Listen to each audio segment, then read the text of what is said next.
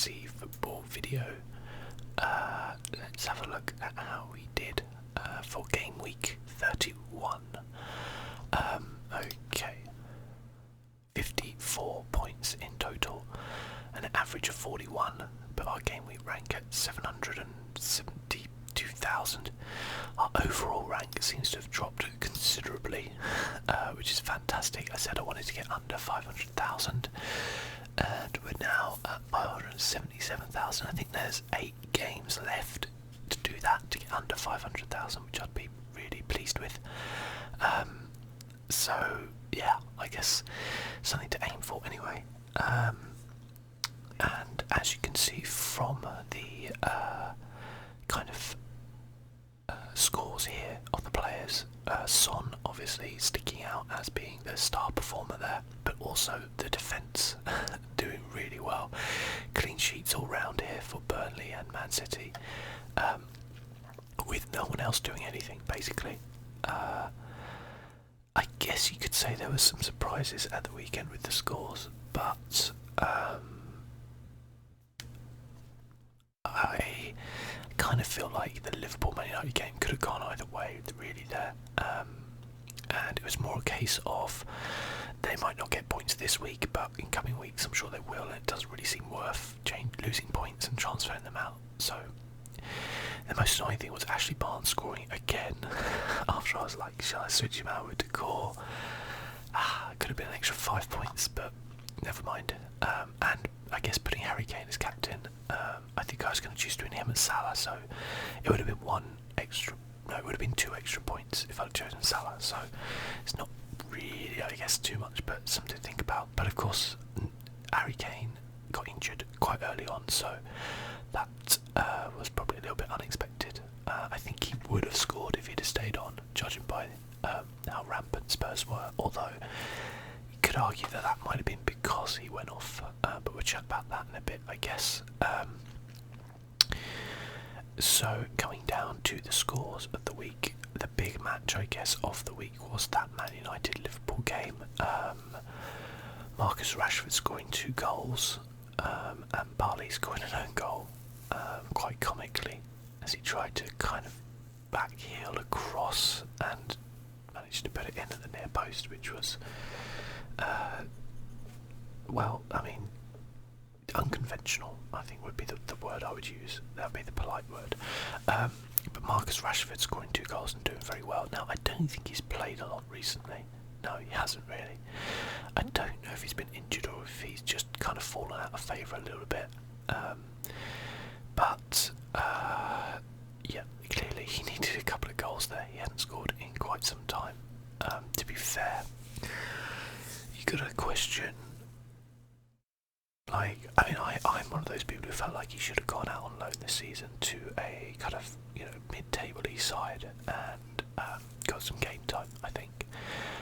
On the plus side, from an England point of view, he's going to be fresh for the World Cup, and that could be really vital. If he comes into a little bit of form now in these last few games, he could be going into the World Cup, on form. I was talking last week about, Glenn Murray going to the World Cup and stuff like that, and I completely forgot about Rashford, to be completely honest with you, because he just hasn't featured recently, and clearly he is one of the big hopes for the future of England. Being played out of position, to be fair, I guess you could argue. I think he's more of a striker and he's been played as a winger, but if you've got Lukaku up front, then that's what's going to happen basically. And I mean, I think the idea of that kind of attacking winger and a striker is kind of interchangeable. A lot of players, like Thierry Henry kind of did that. They switched around a lot. And I think when a player like Rashford is young and he's got the pace, then he can be a real danger there. I think Martial's got the nod over him in a lot of games, and also with Sanchez coming in, and it's just meant that he hasn't got a lot of game time, I guess. But you could argue now, if he gets 2 goals against Liverpool, then surely going forward they're going to have to play him some more. Be interesting to see. So anyway, I guess very disappointing for Liverpool. They were on a fantastic run. Man United were on a good-ish rubbish run anyway. They obviously had that Newcastle loss, which was disappointing, but it doesn't change too much. They're still 4 points ahead of Chelsea, so still, in with a good shout. It does mean they dropped to 4th from 3rd, and I'm sure they'll be wanting 3rd, because 4th place means you have to go into a qualifier for the Champions League rather than just automatically getting into the group stages. And while a lot of the time that game can be fairly easy, it can also throw up some real stinking matches, against some good sides in Europe. And so 4th place is good to get into Champions League, but it doesn't necessarily get you in there, if you see what I'm saying. You still have to qualify with a playoff game. So, Liverpool will be desperate, I guess, to finish 3rd or 2nd. So I reckon they'll be pretty gutted with that loss. And also, there's a massive rivalry between Man United and Liverpool, always has been. And so, yeah, will be interesting. All those teams as well, 2nd, 3rd and 4th, goal difference wise, there's like 1 goal in it. So it's going to be an interesting finish to the season from that respect as well. Now, the Man United-Liverpool game was overshadowed a little bit by the antics of Jamie Carragher. For those who don't know, Jamie Carragher was a Liverpool player, a very good Liverpool player, and pretty much at Liverpool for the majority of his career. I think he came up through the youth, but he started off, I think, if I'm not wrong, at Everton's youth. I think he was an Everton fan as a kid anyway. He was on his way home from the game. I believe he's a pundit now for Sky, which is the big telecommunications company who show all the Premier League games, well, most of them anyway, alongside BT Sport in the UK. And he was goaded by, I guess, a Man United fan in a car going along the road, and decided to spit out the window at him for some reason. I'm not sure why a grown adult guy would do that, but he did. And the guy happened to be filming it, and also he happened to, when he spat out the window, he happened to hit the guy's 14-year-old daughter, so it didn't go down too well. But that kind of overshadowed the game a little bit, I think, certainly in the UK press, because they love a good scandal like that, so I think he's been suspended by Sky. I'm not sure if he'll get fired or not, because he's come out and apologised and have done everything like that. But I mean, the first thing I would say is that I don't really want to dwell on this too much, but I don't get why a grown man with his daughter in the car would start goading somebody else along the road. It's just fucking dumb. But anyway, yeah, so that was obviously the big game. Everton beat Brighton 2-0, which is very good for, I guess, Palace in a sense. I think most of the, barring Newcastle, the bottom 5 all lost. Draw for Swansea and City, who played each other, which was probably as good a result as any. And then Brighton and Bournemouth losing, only Newcastle getting a win there. What's interesting about this game was that Cenk Tosun scored his 2nd goal in 2 games, so maybe he is starting to come good a little bit. It took him 6 games, but I do always feel that when players come into the Premier League from a different league in a different country, a completely different culture, it is going to take time for them. There are some, I guess, who are just more adaptable than others, but there was talk a few games ago of him going back to Turkey at the end of the season, or going to another club and being a flop. But it just takes some people time to adjust. If you think from a personal point of view of moving, to the other side of Europe, in a completely different culture, with your family or whatever, and trying to sort that stuff out, and then also having to go out and play football in a completely different league at a higher level. It's interesting anyway. So the second was an own goal by Bong, who is the best surname in football, I guess. And Rooney missed a penalty. Well, it was saved actually by Matt Ryan. Even though Leighton Baines, who was the regular penalty taker for Everton, was on the pitch, so yeah, I guess they'll be annoyed. But I think that pretty much cements Everton as safe. Like, there's no way for me that Everton are going down. And, I mean, not that they ever should be.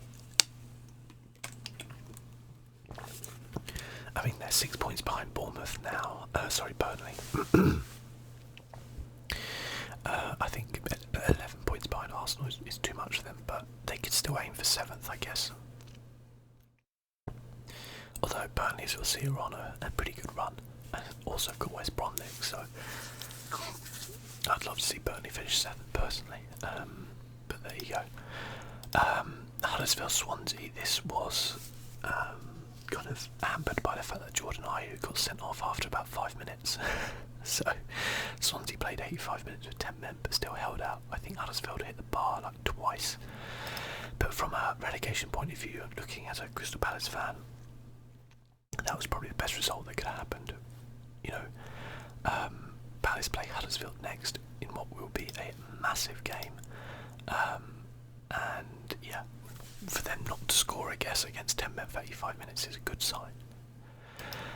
Newcastle battered Southampton. Now Southampton, they're in real trouble here. They just sacked their manager after that game as well, Pellegrino, and yeah, they're in serious trouble. Southampton are a pretty big club and they've got some very good players, but similar to West Ham, they, you know, whatever it is, there's just a lot of unrest. I mean, West Ham's slightly different. We'll talk about them when they come up, but at Southampton, they've just played some dire football for the last 2 seasons, I think, and it's just starting to come cropper now, really. Interestingly, Southampton play West Ham in the next game in what will be a huge game for both sides as well. So there's some massive games coming up. But yeah, it's sad to see, because Southampton are always known for, I mean, they're a club who sell their best players, and they've had some fantastic players over the years. Van Dijk, Gareth Bale, Theo Walcott, Oxlade-Chamberlain, Ricky Lambert. You know, they unfortunately lose their best players because they're a club that's their business model. You know, they bring through these either young players or players which they have developed, you know, from buying on a low transfer fee, and then they sell them, and then they try to get in other players, and it works to a certain point of view, I guess. It worked for a while when they had some very good managers who were, I feel, frankly, overachieving in terms of Pochettino and Koeman, and they got Claude Puel in, and he didn't play very good football, and that's what people didn't like. They wanted to see like more attacking football, but he kept them up, to be fair, and as we've seen, he is capable of more attacking football, having, you know, gone to Leicester. But I feel that, you know, Pellegrino was just a mistake, I think, for them, and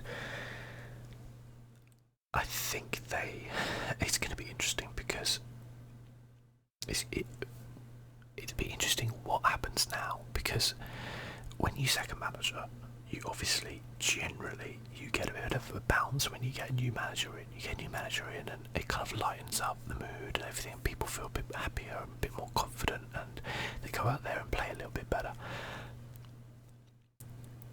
I don't know who they're going to get in, though. That's the problem. They've come to a point whereby there's not really, you know, the usual names who will get you out of the relegation scrap, like a Tony Pulis or Sam Allardyce. They're all gone. They're taken.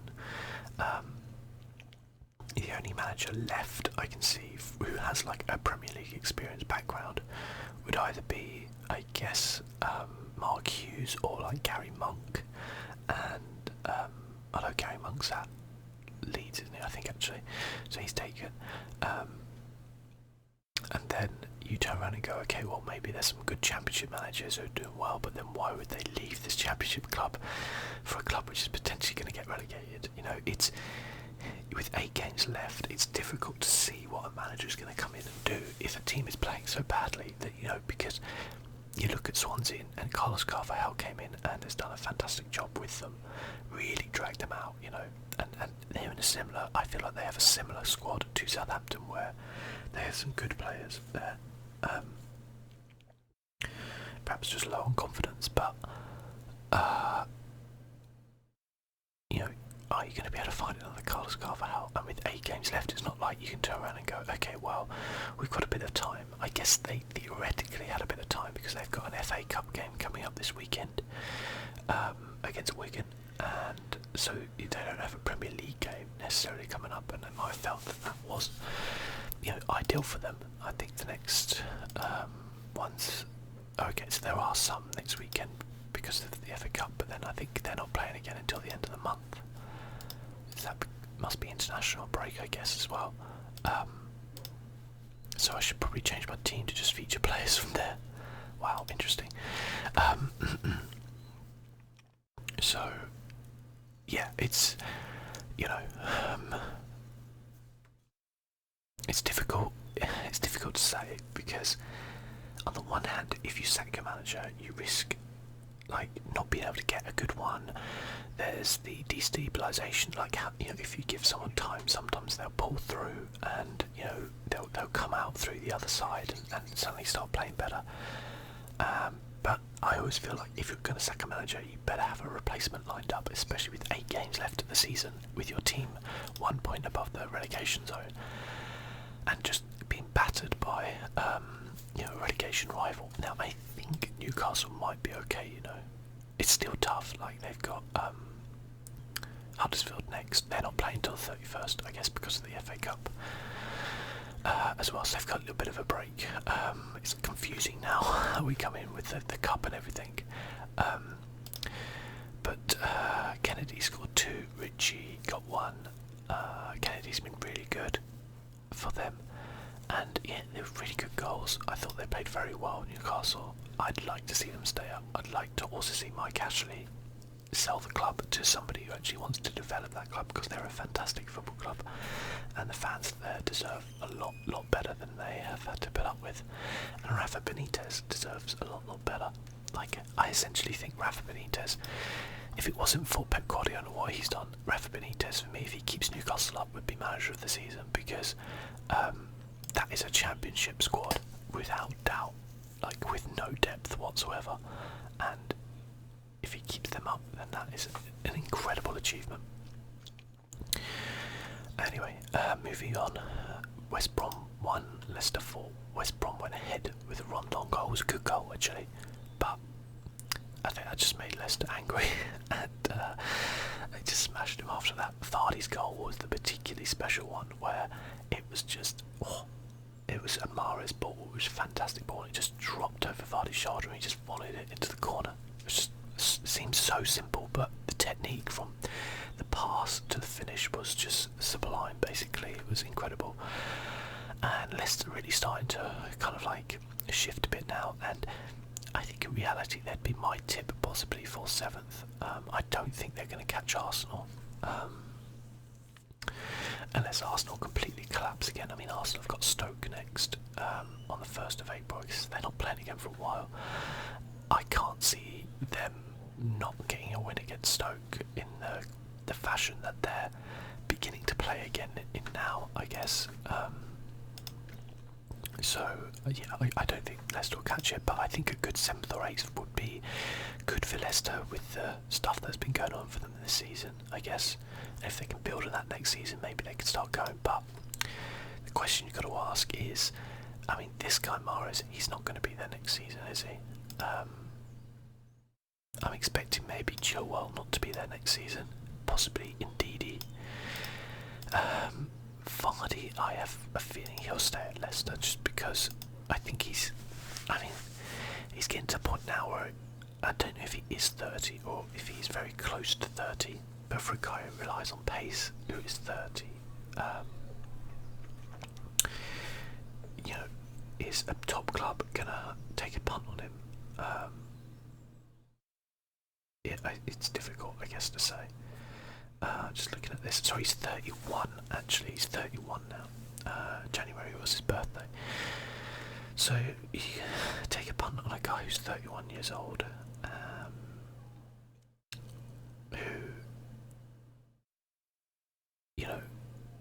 relies on pace a lot. I mean, clearly he's a very good finisher, he's a very good striker, but I feel like his level is where Leicester are now, that mid-table to upper mid-table, rather than being a top 4 side. I don't feel like he would get into the team of any of these top 6 here at the minute. I could be wrong. But a very good win for Leicester. West Brom, I mean, I think we can all agree now, West Brom are pretty much gone. I can't see them beating Bournemouth. I think Bournemouth will get 3 points there, and whenever they play 17th, I guess they're playing next week, I think Bournemouth will get 3 points and be safe there. So, yeah.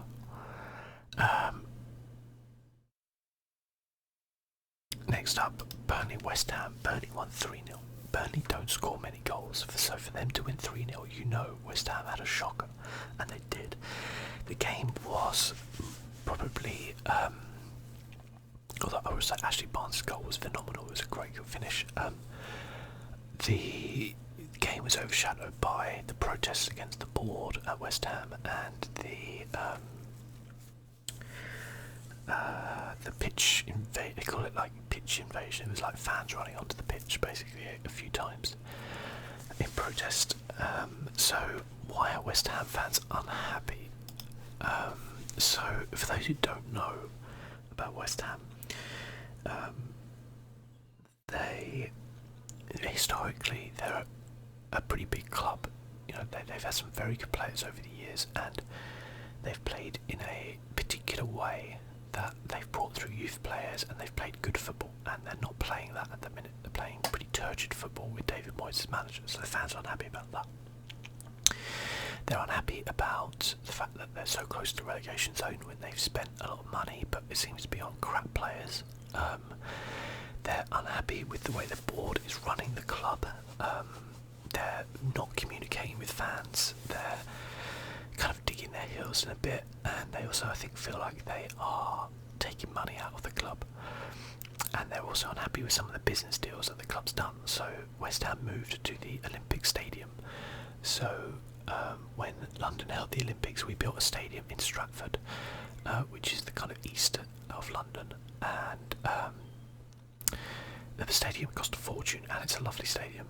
And then, for some reason, they decided to rent it out to West Ham for like a paltry sum, like $2 million a year. Now, that stadium is like I don't know, like a £500 million stadium. So for West Ham to get it, and don't get me. And now in like Premier League games, a club can make $1 million just from gate receipts and merchandise sales per home game. So if you're getting you know, like 18, 19 of them a season, like that £2 million is nothing to rent a stadium like that. So they sold their ground, but apparently they sold their ground for peanuts. And like, I think the fans are very unhappy that they're technically kind of without a home, because if at any point, I guess the council decided to not rent out the stadium to West Ham, or, you know, cancel their contract or lease or whatever, or do whatever, then they would technically be homeless. And I feel like they're thinking that the club are not like thinking about the future there. And then also couple that with the fact that the fans are very unhappy with the Olympic Stadium, because it's an athletic stadium and the atmosphere isn't there for footballing. The stewarding apparently in the stadium is very bad. And yeah, it's just been a real negative atmosphere there. And it's interesting because I feel like out of the teams here, we look at West Ham and Southampton are in the biggest danger, because there is clear like turmoil going on at West Ham. There is clear issues here. Southampton again, there are clear issues going on. I mean, they're playing each other naked, which is just poetry, really, isn't it? But like, there is severe issues here. If you look at the other teams like Crystal Palace, where I wouldn't say we are, I mean, our fans are backing the team, you know, the fans are backing the team, and we'll talk about the Chelsea game, but it wasn't quite as bad, I don't think, as I thought it would be, and we're starting to get players back from injury, so I feel more confident now than I did perhaps a week or two ago. Swansea are obviously on a bit of a roll at the minute. They got a tough next game against Man United. Huddersfield are doing okay. Their form's alright in the last few games. I think these guys up here should be okay as long as they don't have terrible runs. So I kind of feel like Stoke. I feel like Stoke might go down. So I feel like that last position, like West Ham and Southampton, I feel like they're imploding. You know, that they're struggling, and you know they're the ones who could go down. And like, for those who aren't really aware of what relegation means, means that you're going down into the Championship next season, and the loss of revenue is crippling for a club. Like, you know, the West Ham and Southampton went down, they'd have to sell most of their players because they wouldn't be able to afford their wages in the Championship, and also those players wouldn't want to play in the Championship. It can destroy clubs getting relegated, and that might seem harsh, you know, but that you know, that's the way of things. That's the way of the beast. The Premier League is so much richer than the league below it, the Championship, that it's just not even in the same galaxy. But well done to Burnley for winning 3-0 and getting a few more goals. At least there's a couple of wins for them. West Brom next, you'd imagine they'd win that. Chelsea, Crystal Palace. Crystal Palace lost. Yes, that's sad. But there are a lot of positives to actually take from this. Number one, Williams' goal was a bit of a deflection. It's a little bit lucky, in my opinion. And we scored no goal, which is not great. We scored a good goal at the end. Zaha came back and survived. He came on as a substitute, I think. And Crystal Palace don't win games that when we don't have Zaha. So he's come back. I felt like we could easily have drawn 2-2 because Sorloth scored a goal, which I think was very harshly ruled out. So that was a bit gutting, but yeah, overall, there are some positives there. It's a good win for Chelsea at the end of the day. We don't get any points and we've lost 4 in a row, and that's terrible. That's like the second worst form in the last 5 games in the league. But we played against Chelsea, Man United, Tottenham, Everton. You know, they're very good sides. So we've had our tough spell now, and we're 1 point out off safety. So, you know, we've got Huddersfield coming up. We've got Liverpool, fine. We've got Bournemouth. Technically we often do well against Liverpool. We've got Brighton, Watford. You know, by this point Watford could be on the beach basically. We've got Leicester and Stoke, and then West Brom. So we're playing the teams around us. Like, we don't have, apart from Liverpool, we don't have a hard game coming. So that is, for me, a lot of positives, and I feel like the club's still at a point where we're like sticking together and we're not imploding like Southampton and West Ham, but things change very quickly in football, so we'll see. Again, a good win, I guess, for Chelsea, begrudgingly. Arsenal kind of back to winning ways against Watford. This was probably more well known for Troy Deeney, who missed a penalty. Well, it was saved by Czech actually. And when Watford beat Arsenal earlier on in the season, I think it was earlier this season, Troy Deeney had mocked Arsenal for not having the balls and, you know, being lightweights. So when he missed that penalty, the fans at the Emirates just erupted, more so than when they actually scored any of their goals, I'd say. But that's a decent win for Arsenal. That keeps their momentum going. They've got, I don't see them making a push. They're 12 points off the Champions League. I don't think they can get that back in 8 games. I'm pretty sure of that. They've still got the Europa League to aim for, and I guess that will be their aim. They're up against Milan in the first leg. The toughest opposition there is probably going to be Atletico Madrid. So that would be interesting, although, you know, in cup competitions anything can happen, so we'll see on that one, I guess. But looks like maybe Arsenal are finding their feet a little bit after 3 disastrous losses, sorry. Although, to be heard, the Brighton one was probably the real hurt. They got Stoke next. We'll see. Watford, not a great performance for them. I'd say they're safe. They've got some tough games coming up, but I think that they've done enough. I'd be very surprised if Watford couldn't get another win or a few draws in their last 8 games for safety, you know. So I think they're okay. Spurs battered Bournemouth 4-1. Bournemouth went ahead. Harry Kane got injured, and then Spurs suddenly turned it on. Weird. Hopefully Harry Kane's going to be all right for the World Cup. They've got him as a 75% chance of playing the next game, but I don't know if that's actually realistic or not. I'll probably sub him out. Well, they're not even playing in the next round of fixtures anyway, so I wouldn't even worry about that. I'll sub him out for sure.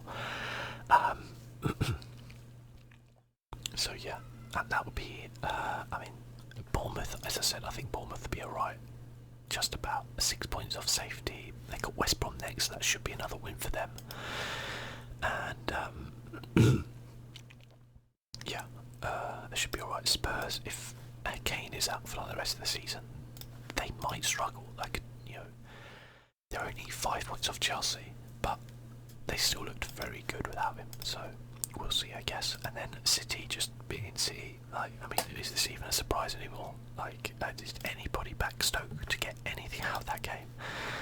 They just marched relentlessly on. Best defence in the league, best attack in the league, best goal difference by a massive margin, and just a huge number of points. Everton next. I'm sure Everton don't want to play them. So yeah, what are you gonna do, right? Looking forward, we got 4 games, only 4 because of the FA Cup. So I'll be looking to sub in a lot of players from those teams, although I will wait a few days to do that because I don't know who's going to play and whatnot. But definitely going to put in an extra Liverpool player probably. And out of this, I'd imagine Bournemouth to beat West Brom, so there might be some Bournemouth players going in. Probably Everton beating Stoke. Yeah, it'll be interesting what I can actually do here. I might put Zaha in and just hope that Palace do well.